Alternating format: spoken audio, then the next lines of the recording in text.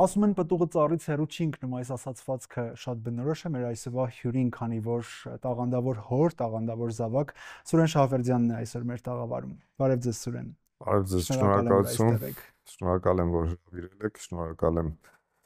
պարտավորեցնող խոսքերի համար։ Երևս անդրադառնանք հենց այդ հատվածին։ Հայաստանի ժողովրդական արտիստ Վահե Շահվերդյանը ինչ ներդրում է ունեցել ձեր մասնագիտական կայացման հարցում։ Ես կարծում եմ, որ այն ինչպիսին, որ ես կամ, նախ եւ առաջ պարտական եմ իմ ընտանիքին եւ հայրս իսկապես մեծ ներդրում է ունեցել իմ ձևավորման մեջ եւ այս կյանքում ում հետ որ ես հանդիպել եմ մեծամասամբ դա հայրիկիս պատճառով է, որովհետեւ մեր տանը չգիտեմ, երևի ամենահայտնի հայերը հյուրընկալել են եւ ես առիթ եմ ունեցել շփվել նրանց հետ Փարաջանովից սկսած մինչեւ, չգիտեմ, անուններ եւ ոչ միայն դա, այլ այն հանգամանքը, որ ես մեծացել եմ թատրոնում, ես ինձ ինչքան հիշում եմ թատրոնում, հիշում եմ, որ երբ որ ծնողներս միասին պետք է մեկնեին ինչ-որ հյուրախաղերի եւ ինձ եւ քույրիկիս վերցնում էին, որովհետեւ շատ հաճախ հնարավոր չէր ինչ-որ մեկի մոտ թողնել եւ դա մեզ համար այսպիսի երջանկություն էր, որ մենք պետք է թատրոնի հետ մեծ խմբով, իդեպ այն ժամանակ հյուրախաղերի մեկնում էին 10-12 ներկայացումով եւ մոտավորապես 60-70 հոգի խումբ, ամբողջ թատրոնը մեկնում էր այս կամ այն երկիր տևական ժամանակով հյուրախաղերի։ Ես ձևավորվել եմ թատրոնում, ես ձևավորվել եմ արտիստների մեջ եւ այո, պարտական եմ հայրիկիս, մայրիկիս եւ այն մարդկանց, ովքեր որ ընկերություն են արել իմ ծնողների հետ։ Պարոն Շահվերդյան, այն որ ոլորտի պրոֆեսիոնալներից եք կասկած չկա, բայց ուզում եմ դուք ձեր մասնագիտական էությունը բնորոշեք, ինչպիսին է այն։ Շնորհակալություն գնահատականի համար, ինչպիսին եմ, բարդ եմ ես, վերջերս արտավաս մրցանակաբաշխությունն էր եւ չգիտես ինչի նրանք ովքեր կապված էին ինձ հետ իմ աշխատանքի հետ եւ ստացան մրցանակներ բոլորը հարկ համարեցին ասել որ ինձ հետ բարդ է աշխատել այո ես աշխատանքի վայրում բարդ եմ որովհետեւ պահանջում եմ իսկապես պահանջում եմ եւ ինձ համար ժամ պատարակ գոյություն չունի։ Մենք ներկայացումներ ենք բեմադրել, որի փորձերը սկսել են գիշերը 11-ին եւ ավարտվել, չգիտեմ, լուսադեմին։ Եթե ինչ-որ մի բանով զբաղվում ես, պետք է պրոֆեսիոնալ մոտենաս գործին եւ ես խստապահանջ եմ։ Բայց համբերություն ունեմ, համբերում եմ շատ երկար բայց այն պահին, երբ որ չեմ ստանում այն, ինչ ինձ հարկավոր է, ես ափերից դուրս եմ գալիս։ Ինչպես է դա արտահայտվում։ Չգիտեմ, ագրեսիվ եմ դառնում երևի, բղավում եմ, նեղանում եմ ինչ-որ մի պահի, հետո վերադառնում եմ, բայց ստանում եմ այն ինչ ինձ հարկավոր է։ Նրանք, ովքեր այս 25 տարվա ընթացքում ինձ հետ աշխատել են, շատ լավ ճանաչում են, որ որոցե մի երկրում փառատոնից առաջ ես կարող եմ ուղղակի բոլորին հունից անել։ Նրանք այսպես հակառակվում են ինձ եւ փորձում են ինձ ապացուցել, որ իրենք կարող են, եւ դա աշխատում է։ Պարոն Շահվերդյան, այս տարիների ընթացքում եւ այն տարիների ընթացքում, երբ որ դուք մեծացել եք թատրոնում, ժամանակակից բեմարվեստը, թատրոնը որքանով է փոխվել։ Թատրոնը ամեն օր փոխվում է, ամեն ինչով է փոխվում, այսինքն տեմպորիթմը փոխվում է, ասելիքը փոխվում է, արտահայտչամիջոցները փոխվում են, թատրոնը այս պահին է եւ այստեղ, եւ այն ինչ տեղի ունենում դուրսը աշխարհում, չի կարող չարտացոլվել թատրոնում բեմում։ Վերջին իմ ներկայացումը, նախավերջին ներկայացումը Կանչերովի փող գիրք իշխանություն ներկայացումներ, ստեղծագործությունը գրված էր 200 տարի առաջ, Շատերը դահլիճում, երբ որ իմանում էին դրա մասին, ասում էին ոնց։ Ասում եմ այդպես, ինքը այդքան արդիական էր։ Անցյալ տարի ենք խաղացել պրեմիերան, բայց այսօր արդեն աշխարհում ինչ-որ բաներ փոխվել են։ Եթե ժամանակ եւ այսպես ժամանակ տրամադրեմ եւ փորձեմ վերաբեմադրել, այսօր այնտեղ թեմաներ կավելանան, որոնք որ այսօր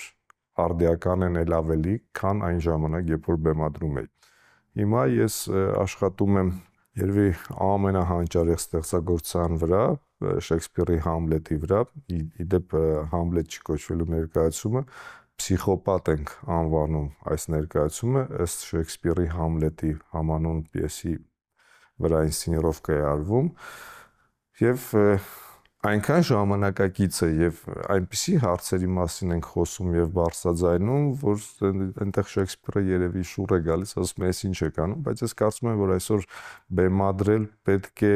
նույնիսկ դասական ստեղծագործությունները հենց այսօրվա մասին եւ այն ամենի մասին, ինչ շրջապատում է այսօր մեզ, այսօրվա խնդիրներն է պետք բարձրացնել, որպեսզի ասելիքդ կպնի հանդիսատեսին եւ ինչ որ առումով փոխի նրան։ Պարոն Շավերդյան, այս դարավոր ստեղծագործությունները բեմադրելիս, արդիականացնելիս,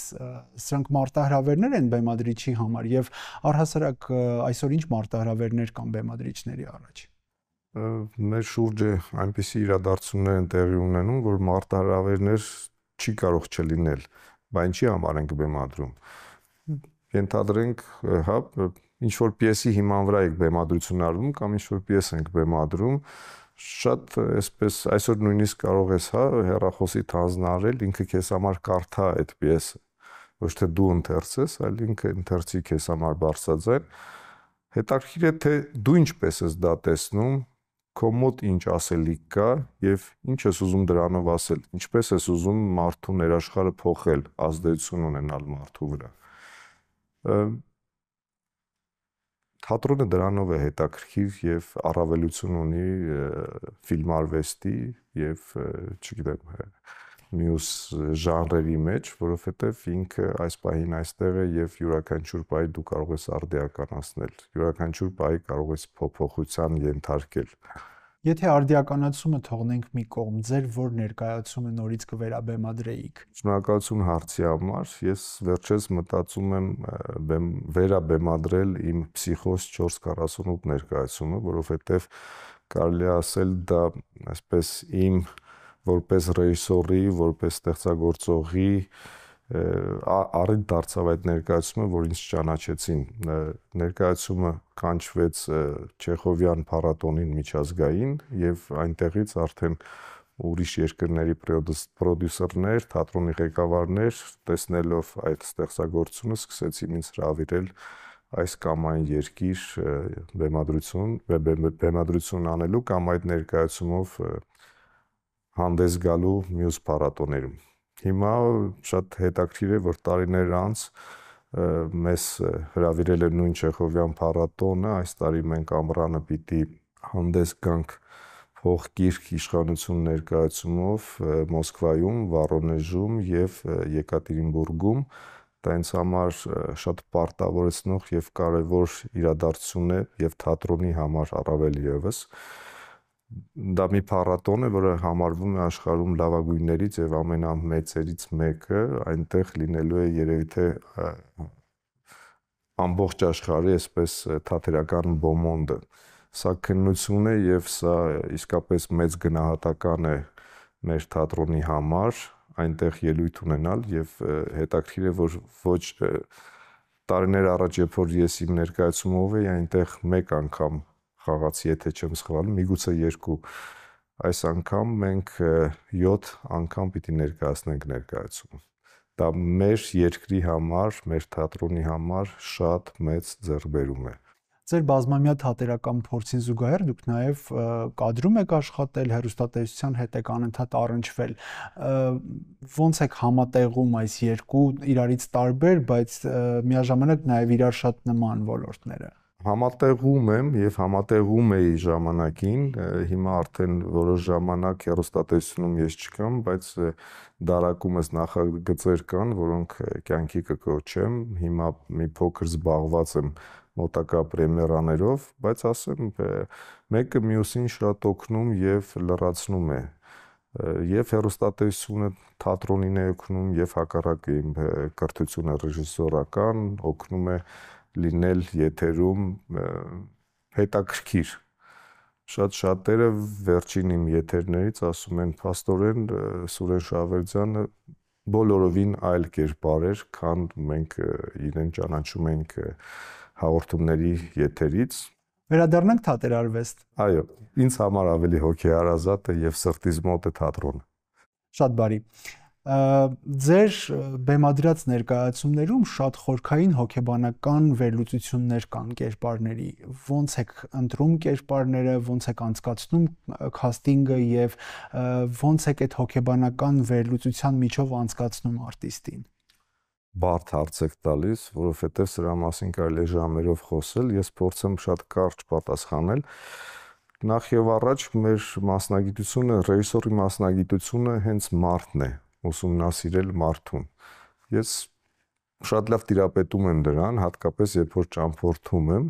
նույնիսկ իմ մտերիմ մարդիկ գիտեն, որ այս կամ այն կերպարը սկսում ենք, օդանավակայանում սպասելիս վերլուծել իր շարժումները, իր տեսակը, օրինակ, սա կարող է Յագո լինել կամ այս մեկը կարող է Դեզդեմոնա խաղալ։ Մի խոսքով, այսպես վերլուծում ենք եւ մեր կյանքում բոլոր կերպարները կան, անխտորեն բոլոր կերպարները կան։ Պարոն Շավերդյան, ձեր բեմադրած գործերից որն է ձեզ համար ամենաբեկումնայինը եղել եւ կարող եք համարել, որ ինքը փորձություն էր, որը հաղթահարվեց։ Այդպես առանձնացնել դժվար է, բայց ես դες ասեմ, որ յուրաքանչյուր ներկայացում դա փորձություն է եւ քննություն։ Ինձ համար դժվար էր աշխատել սկզբնական շրջանում արտերկրում, որովհետև այնտեղ նախ դիսցիպլինան ուրիշ է, շատ կարճ ժամանակահատվածում է պետք իրականացնել բեմադրությունը եւ այնտեղ թե լեզվա մտածողության մեջ, թե դերասանի պատրաստված լինելու իր անցած դպրոցի հետ առնչվելուց հասկանում ես, որ դու այլ մշակույթի ներկայացուցիչ ես, իսկ այն խմբերը, որոնց հետ որ աշխատում ես, լիովին այլ։ Եվ սկզբնական շրջանում նույնիսկ վախ կար, որ միգուցե այն տեղը չէ, որտեղ որ դու հայտնվել ես։ Ես խոսում եմ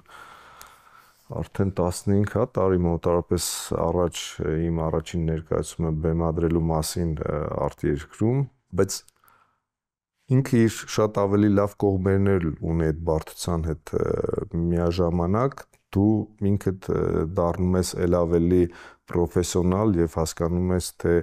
ինչ է ներկայացնում իրենից ենթադրենք եվրոպական թատրոնը եւ ինչ պահանջարկ ունի այնտեղի հանդիսատեսը եւ ինչ են քեզնից ակնկալում։ Շատ ավելի հեշտ է աշխատել արտիստների հետ այնտեղ, որովհետեւ մենք հիմա պրոֆեսիոնալները գիտեն ինչի մասին եմ խոսում, սեղանի շուրջ շատ երկար Հայաստանում դերասանների հետ աշխատում են, կարդում են, փորձում են սովորել, այսպես օրերով, այո, ընթերցանությամբ են զբաղված, չիտկայով են զբաղված եւ այդ ընթացքում են սովորում տեքստը, փորձում են կերպարը վերլուծել, անընդհատ ինչու հարցեր են առաջանում այդ ընթացքում։ Արտերկրում այդպիսի բան չկա։ 1, 2, 3 անգամ հանդիպեցիք սեղանի շուրջ, վերջ, դերասանը, արտիստը պատրաստ է, տեսարանը հանձնարարված է, որ վաղը պիտի փորձես, ինքը լիովին պատրաստ, անգիր, այնուամենայնիվ, միայն դա գոնե, անգիր տեքստը գիտի, ռեպլիկները գիտի, բարսանում է բեմ։ Այստեղ մի փոքր դա դանդաղ է տեղի ունենում, չնայած ես ինքս փորձում եմ հիմա մեր թատրոնում այդ մշակույթը փոխել եւ շատ արագ արդեն փորձել բեմադրել, իրավիճակները բեմադրել, միզանսցենները եւ դա կարծես դրան զգում եմ, որ սովորում է թատրոնը։ Ժամանակակից թատրոնը ինչ փոխանցելիք ունի հանդիսատեսին եւ առհասարակ ըստ ձեզ ինչ պիտի փոխանցի։ Ամեն ինչ պիտի փոխանցի։ բայց ամենակարևորը հետեւյալն է։ Ես շատ հաճախ օթյակից հետևում եմ հանդիսատեսին եւ համարում եմ ներկայացումը կայացած եւ հաջողած, երբ որ հեռախոսի լույսերը չեմ տեսնում դահլիճում։ Լուրջ ուսումնասիրություն եմ կատարում։ Երբ որ ես տեսնում եմ, որ հանդիսատեսը 3 րոպե հետո հեռախոսի մեջ է, նշանակում է բեմում տեղի չի ունենում այն, ինչ պետք է տեղի ունենա, նշանակում է ներկայացումը դերասանը չկարողացավ վերցնել հանդիսատեսին։ Եվ նա նստած ձանձրանում է իր հեռախոսի մեջ ավելի հետաքրքիր բան է տեղի ունենում, քան բեմում։ Այսօրվա թատրոնը, այսօրվա ներկայացումը պետք է լինի այնպիսին, որ դահլիճում նստած հանդիսատեսը հեռախոսի մեջ չլինի։ Դա, չգիտեմ, միգուցե այսօրվա իմ ձևակերպումն է, թե ինչպիսին պետք է լինի, թե ինչպիսին, այ արդյունքը, որպիսի այնքան հետաքրքիր լինի, որ մարդիկ դուրս գան հեռախոսից։ Այսօր քանի գնում ավելի բարդանում է դա իրականացնել, որովհետև մարդիկ արագ-արագ ինֆորմացիայի կարիք ունեն։ Պարոն Շավերդյան, դուք ղեկավարում եք Ստանիսլավսկու անվան ռուսական դրամատիկական թատրոնը եւ վարչական գործունեությունից զատ շատ ակտիվ բեմադրում եք։ Ինչպես եք այդ երկու դերը համատեղում։ Ես այլ կերպ չեմ պատկերացնում, իմիջիայլոց վերջերս ասացի դրա մասին, որ այս վարչական ունակությունները եւ այն օրենքները, որ սովորեցի, որոնք որ շատ են եւ բարդ, ինձ հիմա նույնիսկ ռեժիսուրայի մեջ օգնում են։ Նոր, այսպես գիտելիքներ, նոր կրթություն, որը որ օգնում է եւ աշխարհում իմիջիայլոց միշտ այդպես է եղել, թատրոնը ղեկավարել է մեկ անձ եւ վարչական առումով ունեցել է տեղակալներ, օգնականներ, ովքեր որ օգնել են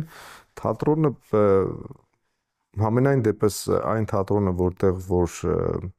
վարչական ղեկավար է եւ արվեստի հետ առանձնապես կապ չունի, այդ թատրոնը շատ բարդ իրավիճակի մեջ է։ Դրա պատճառը օրենքն է։ Այսինքն ՊՕԱԿ-ի տնօրեն այսօր կարող է նշանակվել մարդ, ով որ կկարողանա այդ քննությունները հանձնել եւ որոշակի ստաժ ունի, շատ բան չի պահանջում, բայց նա կարող է ընդհանրապես չհասկանալ, թե թատրոնը ինչ է իրենից ներկայացնում։ Այս երկու դերից ամենաշատը որ մեկից եք հոգնում։ Ժամանակ առ ժամանակ։ Չէ, ոչ մեկից չեմ հոգնում, ամեն մեկը իր տեղ ունի եւ փառք Աստծո իմ կողքը մարդիկ կան, որ շատ արագ ինձ օգնում են, տնտեսական հարցերը շատ արագ լուծում են եւ օրվա մի մասը ես տրամադրում եմ վարչական աշխատանքին, որը գնալով էլ ավելի հեշտանում է, որովհետեւ շատ ավելի հեշտ եմ հիմա հասկանում ինչպես ոնց որ օղակի հետ շփվեմ, որ արագ թատրոնի հարցերը լուծվի վարչական առումով, իսկ մյուս օրվա կեսը զբաղվում եմ ստեղծագործական աշխատանքով, ինչը շատ հետաքրքիր է եւ առանց դրա ես չեմ կարող։ Թատրոնի տնօրենի եւ բեմադրիչի կերպարներին ավելանում է նաեւ երրորդ կերպարը, հոր կերպարը, ինչպիսի հայր եք։ Ես կարծում եմ, որ հետաքրքիր եւ բարդ հայր եմ, դե հիմա իմ երեխաները արդեն երկուսն է չափահաս են, տղաս արդեն բավականին կայացած է եւ սովորում եւ աշխատում է արտերկրում, աղջիկս էլ այստեղ իմ կողքն է, նա նույնպես ձգտումներ եւ նպատակներ ունի լուրջ կրթություն ստանալու, հիմա այստեղ կրթությունը պիտի ավարտի եւ ցանկություն ունի եվրոպական որից է լուրջ կրթահամալիրում կրթություն ստանա։ Ես իսկապես բարդ հայր եմ, բայց շատ սիրում եմ իմ զավակներին, վստահաբար իրենք էլ են շատ ինձ սիրում, շատ կապված եմ երկուսի հետ էլ, հատկապես աղջիկս հետ, քանի որ աղջիկս իմ կողքն է ապրում, իսկ տղաս արդեն մի քանի տարի է արտերկրում է։ Պարոն Շավերդյան, 2 շաբաթ առաջ ձեր թատրոնում պրեմիերա էր Check in Love ներկայացման պրեմիերան, կատակերգության պրեմիերան, եւ ուզում եմ եւ այս ներկայացման մասին խոսենք եւ խոսենք այն մասին, եթե ամեն դեպքում սահմանափակումներ չլիներ, ինչ կբեմադրեիք եւ ինչպես։ Ես կարծում եմ, որ սահմանափակումներ չկա փառք Աստծո, այսօր հայ թատրոնում գրաքննություն էլ չկա։ Check in Love ներկայացումը էքսպերիմենտ էր եւ ինչպես ես իմ ծրագրում ներկայացրել էի, թատրոնում նոր հարթակներ բացել, սա իմ բացված իմ ղեկավարման ժամանակահատվածում բացված առաջին հարթակն է, որ իրենից հյուրանոցի համար է ներկայացնում եւ այնտեղ 3 զույգեր հանդիպում են։ Մյուս հարթակը շուտով,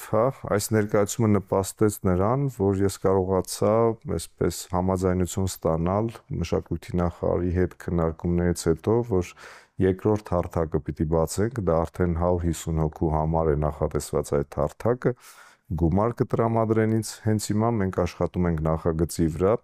Ես կարծում եմ, որ այդ փոքրիկ հարթակները, այդ այլընտրանքային հարթակները կնպաստեն, որպեսզի մեր մեծ բեմի հանդիսականը փոխվի։ Այսօր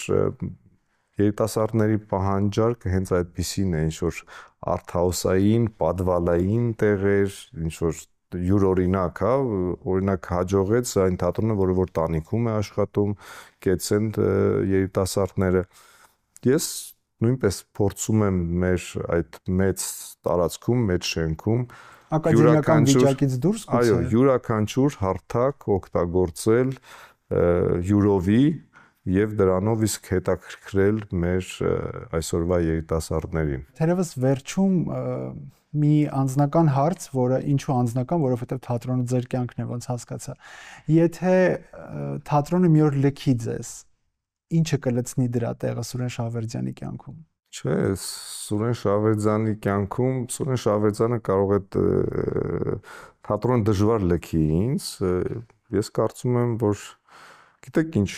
այսպես պատասխանեմ, ես երկար տարիներ Հայաստանում պետական թատրոններում գործունեություն ծավալում էի անտրեպրիզային տարբերակով։ Ես շատ իմ մտերիմ ընկերներ գիտեն, որ ես մի բնակարան գնել էի հատուկ թատրոն սարքելու նպատակով։ Այնտեղ լույսային սարքավորումներ կան հիմա, ձայնային սարքավորումներ կան, ստուդիա էր, որը 50 հոգու համար վստահաբար փոքրիկ թատրոն էր։ Հետո հասկացա, որ օրենքի թերացել է եւ կարող է բողոք լինել հարևանների կողմից, որ 50 հոգի մտնում է շենք, բարձրանում է 11-րդ հարկ, մի խոսքով աղմուկ է եւ այլն եւ այլն։ Օրենքը չուսումնասիրելու պատճառով հասկացա, որ օրինական գործունեություն շատ բարդ է ծավալել, եթե հարևաններից որևէ մեկը բողոքի, այդ թատրոնը կվերջանա գոյատևել, բայց էքսպերիմենտներ արել ենք եւ այնտեղ ներկայացում խաղացել ենք։ Այսինքն թատրոնի նկատմամբ հետաքրքրությունը երբեք չի կորի, բայց ձեր տաղավարում կարող է մի փոքրիկ հետաքրքիր ներկայացում լինել։ Շնորհակալ եմ, որ այստեղ եք։ Ես եմ շնորհակալ, որ հրավիրել եք։ Այսպիսին էր Սուրեն Շահվերդյան, մարդն ու բեմադրիչը։ Կհանդիպենք։